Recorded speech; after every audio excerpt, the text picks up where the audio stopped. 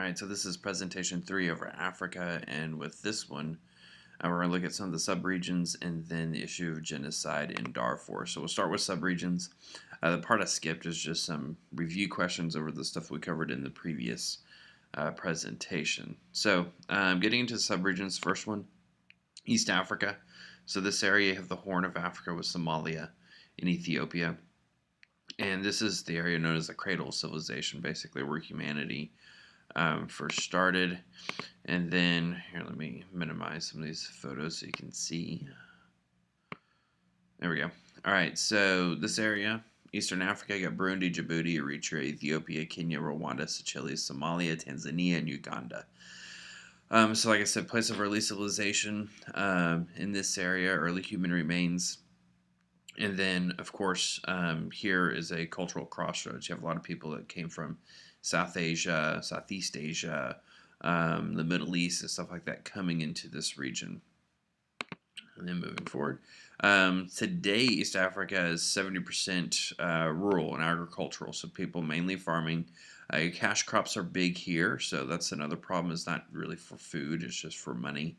And then you have the problem of urbanization. So again, we talked about this in the first presentation where you got a lot of people that are moving into cities like here, like in Nairobi, and there's not enough food necessarily to provide for all of them there.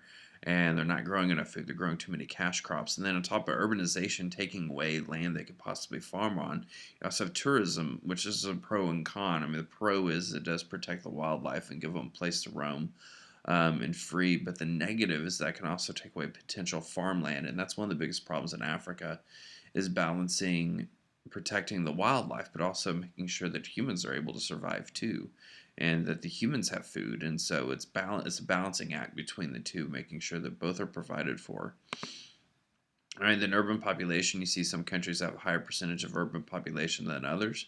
Of course, this doesn't tell you the full story either. Like, for example, if you look at Djibouti, 83% of the population lives in an urban area, but at the same time, it's a very small country, and so there's not really a lot of land outside of their major cities in Djibouti. So you also have to look at the land size as well. Now, North Africa, this area, we kind of talked a lot with the Middle East because it culturally ties in with the Middle East. They speak Arabic. They're mainly Muslims, and a lot of them are Arab descent as well. And then, of course, here we have the roots of civilization in Egypt along the Nile River. We talked about that already. How they lived along the Nile, and that was what sustained their life. And of course, that's where we see the beginning of strong infrastructure in Africa and then advancement in medicine, systems of trade, and stuff like that that spread throughout North Africa. And then, of course, Islam spread throughout North Africa around 750 AD CE, however you want to put it. The Muslim Empire, took over this region, uniting it together. And of course, today, that's why you see mainly people that speak Arabic and are Muslim. Now in this area, we do see a crossroads, though, of cultures. You can see, like in this image of North Africa, it looks very European. If you were going to the French Riviera just across the Mediterranean, it would look very similar. And so here, you have this clash of cultures, and that's really the big thing with North Africa. You have to remember is that you got European culture coming across Western culture, colliding with traditional Islamic culture, and so this idea of consumerism and stuff like that, and the way Westerns dress and the culture of the West colliding with that of the older traditional culture. And generally speaking, it's a collision of the younger generation versus the older generation, which you see in any society, even our own. And so that's creating a lot of issues there. All right, and then of course oil in North Africa is huge. This is where a large portion of the oil is. A lot of these countries are part of OPEC that we talked about in the previous unit. But of course, one of the main problems here is keeping up with the infrastructure and things like that in order to produce the oil. All right, and then these two things you need to know big time, what secular is and then Islamist. So secular is being separate from religion. So a lot of the culture coming in North Africa, especially the younger generation, the Western culture, is a secular culture, this idea of separation of church and state.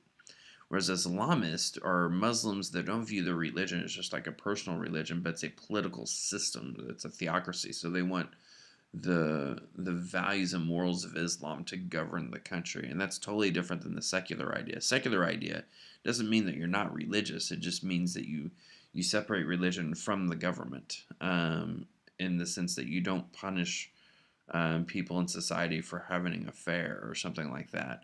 In our society, that's just natural consequences you'll deal with.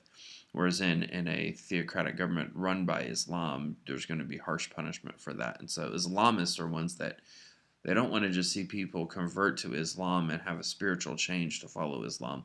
They want to see the political system change around the world and politically become Islamist. That's the ideas of like ISIS and Al Qaeda and things like that. All right, so this collision of secular versus Islamists in North Africa. So basically, the Europeanized, educated middle class are secular. And then the Islamists tend to be your less educated, um, and very devout religious. Now, again, you have people, of course, that are well educated, that European descent and stuff like that are been influenced by European culture that are still devoutly religious. It's just the view of their religion and how it interacts with the world that's different. Um, and then, so like Algeria, for example, you get these two groups, which are income gap, social unrest. So, I mean, that's another thing to look at it too. I mean, you have the religious part of it, and those religious views, but of course, you just have the income gap. You have the poorer people versus the people that are middle and upper class, and that collision that creates as well. Um, and then, of course, women's rights, which is another big issue in the area. Gender roles, what women are allowed to do, how they're allowed to dress, and things like that. And then this part gets into impacts of the Oswald High Dam. Honestly, we already talked about this in the first presentation.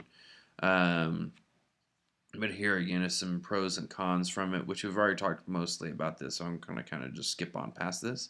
If you don't remember it or you didn't take notes on it, you can get the notes here because there will be questions about the Oswald High Dam on the test as well as the quiz. All right, now transitioning. So out of subregions, now going into the first genocide we're talking about. So after the Holocaust, United Nations in 1948 convened together basically to help stop any future genocide from happening again. So that's really their main goal, and to punish any future genocides. And so looking at this genocide, the Darfur conflict, occurred in Sudan. Today, Sudan is actually split up. There's a country of South Sudan, and then you have Sudan to the north, and it all came out of this conflict. So to understand the conflict, basically you get two ethnic groups.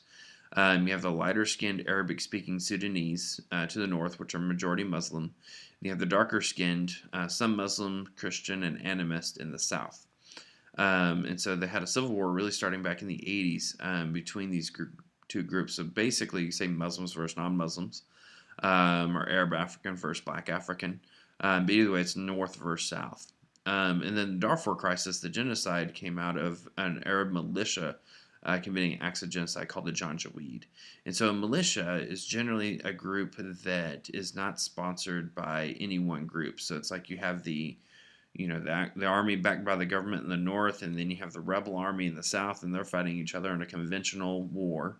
But then you have this other group, this militia, that isn't directly supported by the government or really anyone. They're just kind of outlaws that join together, and they're the ones that lead the genocide. And this can be really similar to the Rwandan genocide that we'll talk about later.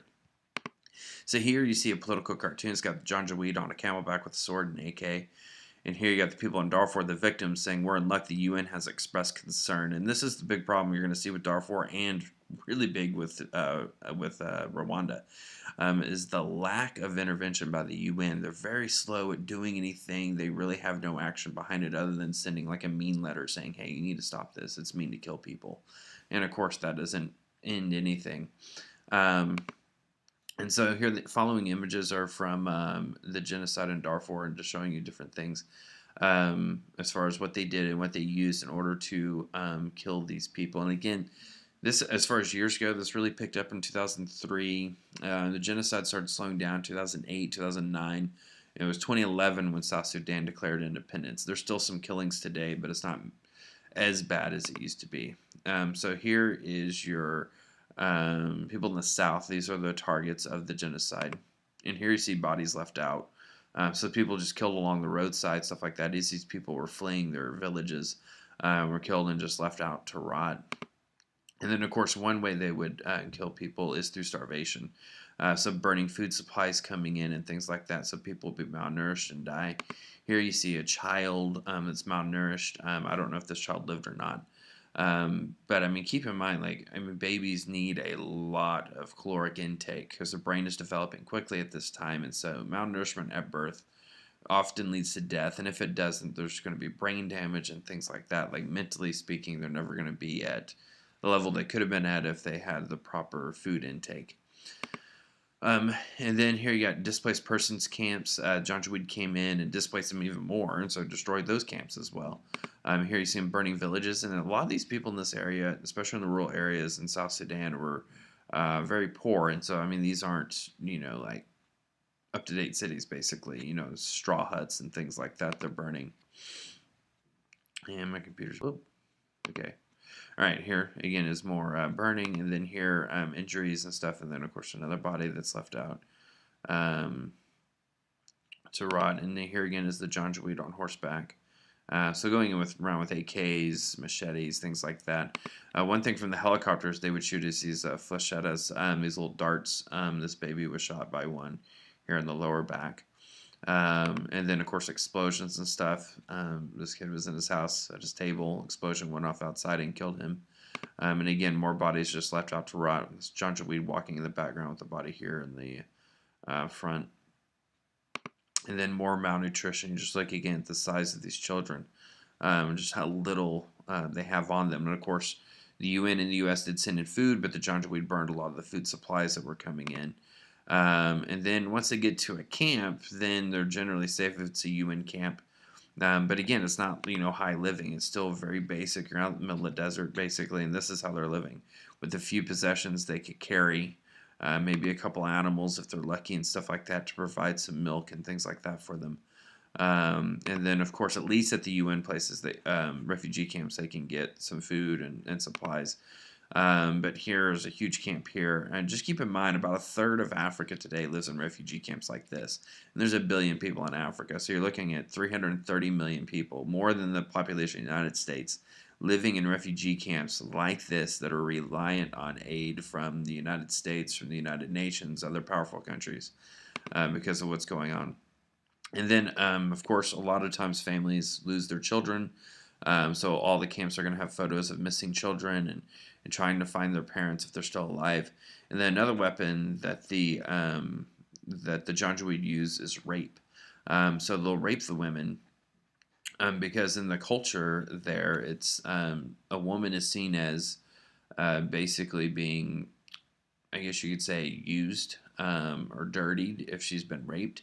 And so her husband will not have sex with her again after that, and therefore they won't procreate. So basically it's a way from keeping the women to be able to procreate by raping them, which is just absolutely horrible, what they do. So all this, of course, the goal is to wipe them out completely. And like I said, this basically genocide really pretty much came to an end around 08, 09. 2011, South Sudan declared its independence and has the full backing of the United States. But yeah, it was just a horrible situation. And this is leader of Sudan leading the genocide, and this is Ahmadinejad from Iran, who are allies with them. So again, just with these genocides, understanding the relationship between the Europeans that controlled these countries, setting up a lot of times this tension between these ethnic groups, leaving these countries high and dry without giving them any kind of system of government or anything to put in place, and then letting these groups that were oppressed basically take over and then lead genocides against the people that were oppressing them. The local elites that we talked about how the Europeans used them. So you're just understanding that connection and how European control in Africa has created the breeding ground for genocides. And then, of course, the lack of U.S. intervention. U.S. really didn't do anything in the Darfur genocide. And as we get to the Rwandan one, clearly didn't do much there at all. And it goes back to the fact that they don't have resources for us. They don't really help support the U.S. economy in any way. And we're very reluctant to send in our military merely just to save people. If there's not some kind of resource like oil behind it that's going to benefit us, then why risk our soldiers' lives? Which, of course, is a great question. Like, what should our role be in fighting genocide? How much should we do to stop it?